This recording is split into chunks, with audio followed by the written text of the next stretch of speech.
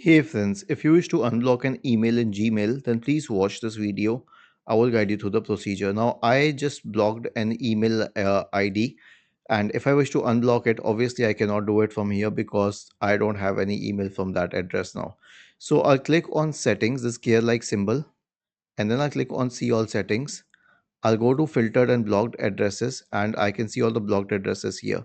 To unblock them, I'll simply click on unblock and unblock it, and now I will be able to receive emails from that email ID, but the emails which were previously blocked will not be visible as such.